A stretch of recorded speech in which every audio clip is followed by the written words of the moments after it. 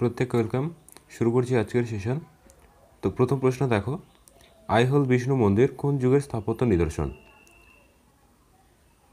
তো নাম শুনেই হয়তো তোমরা বুঝতে পেরেছ। দেখো, আইহোল শিলালিপি। তো এটি রচনা করেছিলেন কিন্তু রবিকীর্তি। এটি গুরুত্বপূর্ণ প্রশ্ন এখান থেকে কিন্তু এক্সামে আসে যে এটি কার রচনা। তো মনে রাখবে রবিকীর্তি। তো এখানে চালুক্য রাজা দ্বিতীয় পুলকেশী সম্পর্কে কিন্তু জানা যায় এই লিপি থেকে। তো অবশ্যই কিন্তু তাহলে আইহোল বিষ্ণু মন্দির এটি কোন যুগে নিদর্শন হবে? Option C, Chalukya. নেক্সট, 2 দাগের প্রশ্নটা ভীষণ গুরুত্বপূর্ণ, এক্সামে কিন্তু বহুবার এসেছে। তো দেখো, রাষ্ট্রকূটদের রাজধানী, এই রাষ্ট্রকূটদের রাজধানী ছিল কোথায়? সঠিক উত্তর হচ্ছে অপশন ডি, মানবক্ষেত। সেই সাথে তোমরা মনে রাখবে বাতাপি ছিল হচ্ছে চালুক্যদের রাজধানী। চালুক্যদের রাজধানী কিন্তু বাতাপি ছিল।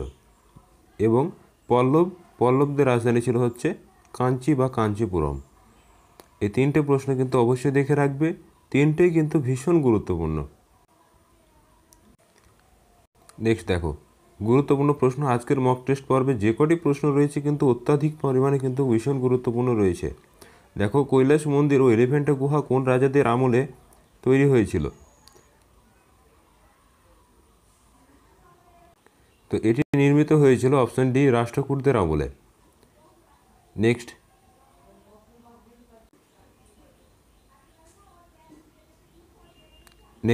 ইলোরা ও খাজুরাহো মন্দির নির্মাণ করেন কারা? গুরুত্বপূর্ণ প্রশ্ন, ইলোরা এবং খাজুরাহো মন্দির। তো সঠিক উত্তর হচ্ছে কিন্তু অপশন ডি, চান্দেল। এই চান্দেল বংশ কিন্তু খাজুরাহো মন্দির নির্মাণ করেছিলেন। এবং এখান থেকে প্রশ্নটা আসে, দেখবে ইলোরা যে গুহা এটি কিন্তু রাষ্ট্রকূট। অবশ্যই মনে রাখবে ইলোরা গুহাটি কিন্তু রাষ্ট্রকূট বংশের আমলে তৈরি হয়েছিল। নেক্সট, কাঞ্চি ও মহাবলীপুরমের শিল্পকীর্তি কোন রাজাদের স্মরণ করে? একটু আগে আমি কিন্তু আমরা আলোচনা করলাম যে কাঞ্চি কাদের রাজধানী ছিল? পল্লব। তো সঠিক উত্তর করবে অপশন এ, পল্লব বংশের রাজধানী ছিল কাঞ্চিপুরম, এবং এরা কাঞ্চি ও মহাবলীপুরমের শিল্পকীর্তি কিন্তু নির্মাণ করেছিল। নেক্সট, চালুক্যদের রাজধানীর নাম কি? একটু আগে কিন্তু সমস্ত প্রশ্নগুলি আলোচনা করেছি। তো দেখো, চালুক্যদের রাজধানী ছিল, সঠিক উত্তর হচ্ছে অপশন এ, বাদামি বা বাতাপি। তো এই এক্সামে কিন্তু এই দুটো প্রশ্নের মধ্যে কিন্তু যে কোনো একটা অপশানে থাকবে, হয় বাদামি থাকবে নয় বাতাপি থাকবে। তো অ্যান্সারগুলো অবশ্যই মনে রাখবে। নেক্সট প্রশ্নটা ভীষণ গুরুত্বপূর্ণ, বিশেষত এসএসসি, জিডি কনস্টেবল এবং সিএইচএসএল এক্সামগুলোতে বেশি আসে। তো পুরীর জগন্নাথ মন্দিরের নির্মাণ কার্য শুরু হয়েছিল কোন রাজা? সঠিক উত্তর হচ্ছে অনন্ত বর্মন। নেক্সট, ব্রোঞ্জ নির্মিত নটরাজের মূর্তি কোন শিল্পের নিদর্শন? বললাম আজকে মক টেস্ট পর্বে যে প্রশ্নগুলি রয়েছে কিন্তু অত্যাধিক গুরুত্বপূর্ণ। তো ব্রোঞ্জে নির্মিত নটরাজের মূর্তি এটি ছিল হচ্ছে অপশন বি, চোল যে রাজবংশ তাদের শিল্পকীর্তি। নেক্সট, গুজরাটের সোমনাথ মন্দির লুণ্ঠন করেছিলেন কে? সঠিক উত্তর হচ্ছে অপশন বি, মাহমুদ। তো সুলতান মাহমুদ, যিনি কিন্তু এই গুজরাটের সোমনাথ মন্দির কিন্তু লুট করে নিয়ে গিয়েছিলেন। নেক্সট, ভীষণ গুরুত্বপূর্ণ একটি প্রশ্ন, লক্ষণ সেনকে পরাস্ত করে বাংলা দখল করেন কে? তো সঠিক উত্তর হচ্ছে মুসলিম সেনাপতি বখতিয়ার খলজি। তো এই বখতিয়ার খলজি যিনি বাংলা আক্রমণ করেছিলেন এবং সেই সময় কি লক্ষণ সেনকে পরাস্ত করেছিলেন। নেক্সট প্রশ্ন দেখো, অবশ্যই স্টার মার্ক দেবে, দিল্লির প্রথম স্বাধীন সুলতান বা সুলতানি বংশের যে দাস বংশের প্রতিষ্ঠাতা, এরকম কিন্তু প্রশ্নটি আসে। সঠিক উত্তর করবে অপশন সি, কুতুবউদ্দিন আইবক। তিনি 1206 কিন্তু সিংহাসনে বসেছিলেন। নেক্সট, লাক্ষবাক্স বা লক্ষ্যদাতা কাকে বলা হয়? সঠিক উত্তর হচ্ছে কুতুবউদ্দিন আইবক। তো ইনি কিন্তু অত্যন্ত দানশীল এবং গুরুত্বপূর্ণ ব্যক্তিত্ব কিন্তু ছিলেন, এই জন্য এনার উপাধি ছিল হচ্ছে লাক্ষবাক্স বা লক্ষ্যদাতা। নেক্সট, দিল্লি সুলতানের প্রকৃত প্রতিষ্ঠাতা কাকে বলা হয়? প্রশ্নটি ভীষণ পরিমাণে এক্সামে আসে, স্টার মার্ক দেবে। সঠিক উত্তর হচ্ছে option D, Iltutmish. Next, Ghiyasuddin বুলবনের আগের নাম কী ছিল?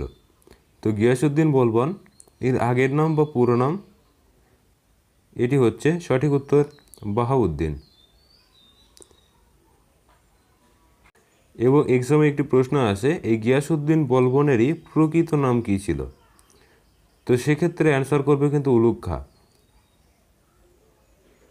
নেক্সট, জিলুল্লাহ উপাধি কে গ্রহণ করেছিলেন?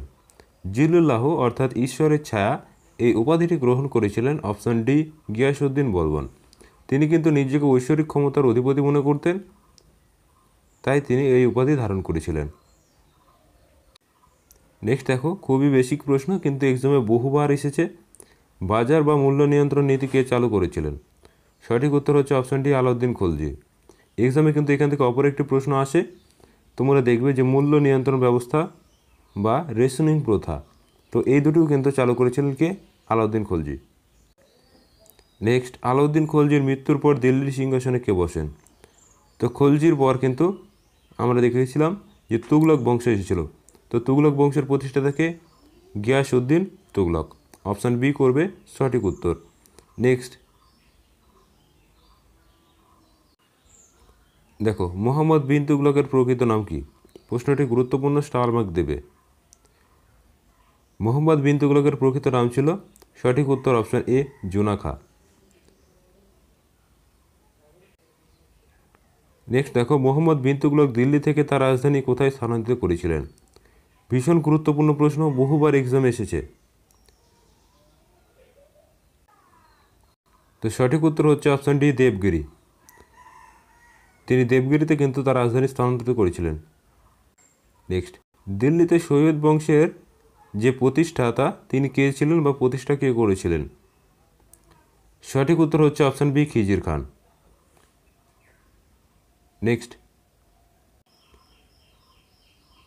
21 দাগের প্রশ্নটা ভীষণ গুরুত্বপূর্ণ, এই প্রশ্নটি কিন্তু ঘুরিয়ে ঘুরিয়ে কিন্তু আসে। দেখো, বাবর তার পিতার মৃত্যুর পর কোন রাজ্য চালানোর দায়িত্ব পান?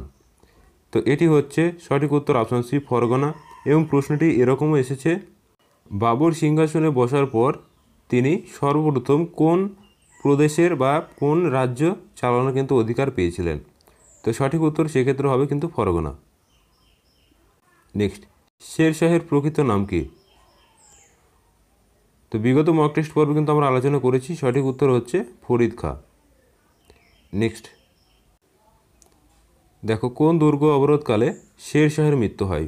প্রশ্নটি স্টার মার্ক দেবে, ভীষণ পরিমাণে গুরুত্বপূর্ণ। তো শেরশাহের মৃত্যু হয়েছিল অপশান এ সঠিক উত্তর কালিঞ্জর দুর্গ অবরোধকালে। দেখো, ডালুবি কেপি এবং লেডি কনস্টেবলেও কিন্তু এই ধরনের প্রশ্নগুলি কিন্তু ভীষণ গুরুত্বপূর্ণ। শেরশাহের যে সংস্কার, এখান থেকে কিন্তু প্রশ্ন এসছে, যেমন কাবুলিয়ত পাট্টা, গ্র্যান্টার রোড বা জিটি রোড যেটাকে আমরা বলি, তো এবং বিভিন্ন যে সমস্ত সংস্কার, এগুলো থেকে কিন্তু প্রশ্ন আসে। তো কাবুলিয়ত পাট্টা হচ্ছে তার মধ্যে অন্যতম, বহুবার এক্সামে দেখা গেছে। সঠিক উত্তর অপশান সি শেরশাহ। তিনি কিন্তু কৃষকদের অধিকার জমির উপর মালিকানার জন্য এই কাবুলিয়ত পাট্টা প্রথা চালন করেছিলেন। নেক্সট, শেরশাহের এগের সেনাপতি ব্রহ্মজিৎ গৌর, তো ইনি কে ছিলেন? ইনি ছিলেন হচ্ছেন হিন্দু সেনাপতি। নেক্সট, গুপ্ত বংশের শেষ সম্রাটকে? সঠিক উত্তর হচ্ছে অপশান বি বিষ্ণুগুপ্ত। কোনো কোনো জায়গায় কিন্তু এটিকে জীবিত গুপ্তও তোমরা কিন্তু অ্যান্সার পাবে, যে গুপ্ত বংশের শেষ সম্রাট। তো দুটোই কিন্তু সঠিক উত্তর হবে, অপশন দেখে কিন্তু অ্যান্সার করবে। নেক্সট, কত খ্রিস্টাব্দে হর্ষবর্ধন সিংহাসনে বসেন? ভীষণ গুরুত্বপূর্ণ, সঠিক উত্তর হচ্ছে অপশান ডি 606 খ্রিস্টাব্দ। এবং তিনি সিংহাসনে বসে কিন্তু হর্ষ শব্দ চালু করেছিলেন। নেক্সট দেখো, একটি বেসিক প্রশ্ন কিন্তু বহুবার এক্সাম এসেছে, ডাব্লিউপির ক্ষেত্রে কিন্তু এই প্রশ্নটি ভীষণ গুরুত্বপূর্ণ। হর্ষচরিতের রচয়িতাকে? সঠিক উত্তর হচ্ছে অপশান সি বাণভট্ট। তো এই বাণভট্ট ছিলেন হচ্ছেন হর্ষবর্ধনের সভাকবি। তো ভিডিওটি এখনই পর্যন্ত যারা লাইক করেন অবশ্যই লাইক এবং শেয়ার করে দিও। আজকের প্রশ্নগুলি কিন্তু অত্যন্ত গুরুত্বপূর্ণ, এক্সামে এখান থেকে কিন্তু প্রচুর প্রশ্ন কিন্তু তোমরা কমন পাবে। নেক্সট দেখো, কাদম্বরী কার রচনা?